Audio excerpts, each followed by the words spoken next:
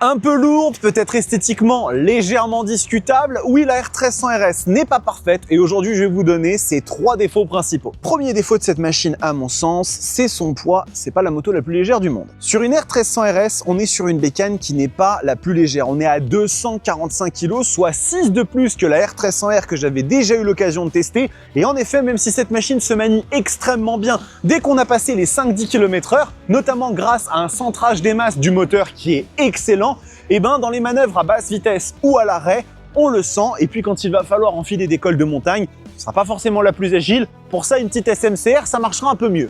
Deuxième défaut, l'esthétique. J'avoue que le look, c'est pas ma préférée. Bon, en termes d'esthétique, cette machine, elle est un peu particulière. Oui, elle a un côté relativement sportif et racé, mais je vous avoue qu'il y a quelque chose d'un peu déséquilibré dans l'harmonie de la machine. Je pense que c'est lié au fait qu'il y a une tête de fourche qui, vous le voyez, est relativement agressive. Là, comme ça, elle a les yeux plissés, elle veut nous attaquer. Mais on a quand même ce boxeur qui sort de chaque côté. Et c'est vrai que par rapport à une R1300R qui se veut volontairement assez boxeuse et du coup avec ce côté très musculeux, les grosses épaules, sur la R1300R, ça ressort un peu mieux. Je dis pas que c'est une moto moche, mais franchement, en termes d'esthétique, c'est loin d'être ma préférée. Et finalement, le prix toute option, parce que ça, il faut en parler, ça fait un peu mal quand même. Alors, petit disclaimer quand même avant de commencer, il n'y a aucune moto BMW sur laquelle je n'ai posé mon cul et je me suis dit, je sais pourquoi je paye cette somme. J'ai toujours trouvé que BMW est une marque qui en donne pour son argent. Mais l'argent, il faut le sortir quand même. Et cette machine, dès lors que vous commencez à y mettre quelques petites options et des packs de finition,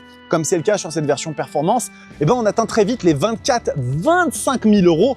Et c'est vrai que par rapport à certaines autres concurrentes dans la catégorie Sportivo GT, qui en feront peut-être un peu moins au niveau de toutes les fioritures qu'il y a, eh ben on peut être rapidement 10 000 euros au-dessus. Et ça fait quand même assez mal. Voilà, n'hésitez pas à me dire un petit peu ce que vous en pensez dans les commentaires. Hein. Est-ce que cette machine peut vous séduire ou est-ce qu'elle a trop de défauts pour vous? Et si oui, lesquels sont ceux qui vous embêtent le plus? J'attends vos avis avec impatience.